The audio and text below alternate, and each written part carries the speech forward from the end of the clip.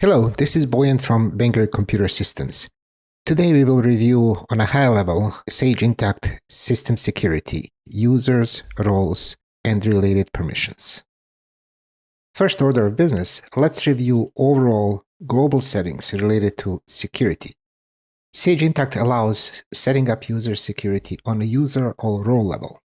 So if you go to Company, Setup, Company, and click Edit, and scroll down to Global Settings, you'll notice that you have a permission type options to be set up user-based or role-based. We highly recommend using role-based user security because it eliminates redundancy and quite tedious user-by-user permission settings. Next, we're going to review user types. So if you go to Application, Company, Admin, Users, and edit any of the users in the list. Let's pick the first one and scroll down to user type. You'll notice that Sage Intacct allows for 6 different user types. Bottom 3 will not apply for most of the companies, so let's focus on the top 3. Similarly to the rest of the system, if you see question mark beside the label, you can click on it and the system will display help file related to that particular item. So let's review types of users: business, employee, and a project manager. Business users are users that have unlimited access in a system. They can enter and process and post data. They can also access reports and different functions of the system. Business users can be set up with different levels of admin privileges. They can have a full admin privileges, which basically means they have unlimited access to the system given proper permissions. It can be limited or it can be turned off. Next level will be employees. Employees have a really limited ability to perform actions in a system. They cannot post any entries, but however, they can see dashboards, reports. They have a limited access to edit and create timesheets, expenses, purchase requests. They can also approve timesheet expenses, bills, and purchasing transactions.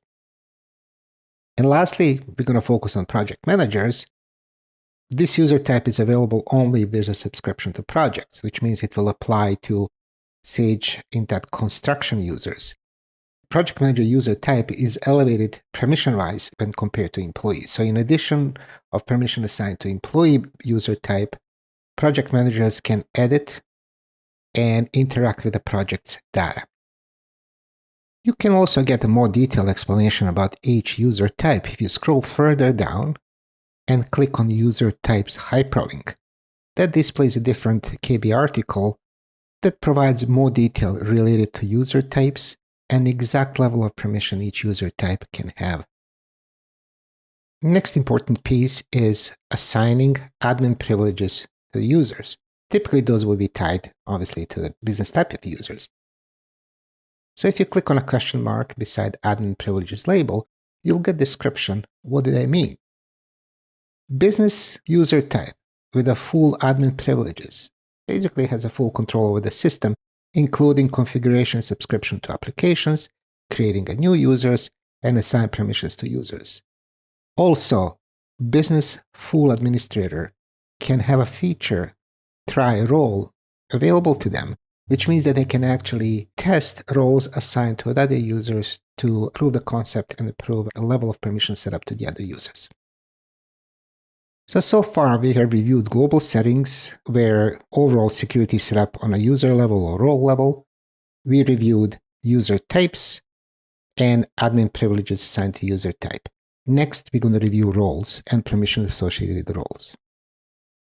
Let's duplicate the screen and let's go to Applications, Company, Admin, Roles. This screen will display a list of all currently existing roles in a system.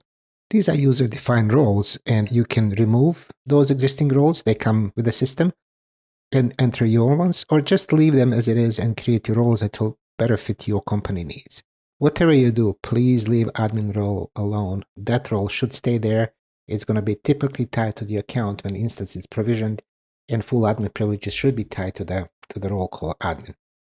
If you look at the screen, you have option to edit the role, which basically just gives you option to make changes to its description, or you can add new role, give it its name and description, and proceed with further settings from there. On the far right, you have the following options. Try role is available only for business users with the full admin privileges. If I'm logged in as a business user with full admin privileges, I will be able to click on try role. System will log me as a user of that role, and I will be able to test permission setup for that particular role. The next screen or next hyperlink here will take me to subscriptions. That screen is really the essence of the role setup. It will provide a list of every feature and report in the system, and we can set up user permissions on that level. Next hyperlink, role assignment, displays a list of the users assigned to a particular role. So you can see this from user angle, from user perspective, or you can see this from role perspective, where this hyperlink again will display a list of all users assigned to that role. And finally, you have option to delete role that you're currently clicking on. Let's review subscription hyperlink. When you click on it while highlighting a particular role, the system will open a list of all existing applications, and under permission link, it will allow you to set up a permission for a particular application. So unchecking a box will hide the entire application, but actual access to particular functions within that application is set up behind the permission screen. So if you click on permissions, you'll see a list of all items that are currently available from the angle of security for that particular module, including reports. Every item on the list, on the security permission list, is divided between a list, view, add, edit, delete permissions. In some cases, we have some additional features that are actually tied to that particular record. So if you look at the Reconcile Bank, if you have a user that does not have access to any of those additional options here, that user will be able to see only bank reconciliation list. So a list of bank reconciliation been done before. If you click on a list and view, user will be able to see the list and also view the record behind it. Add will allow user to create a new bank record, but they will not be able to edit or delete existing one. Editing will let them create the records to the existing bank rec. Delete will allow them to delete bank rec. And now additional feature here would be to reconcile, report, and reopen, which is specific to that particular item. If you scroll further down, you'll find a section related to the reports. And reports that are published by the system, these are not related to custom reports, can be secured individually.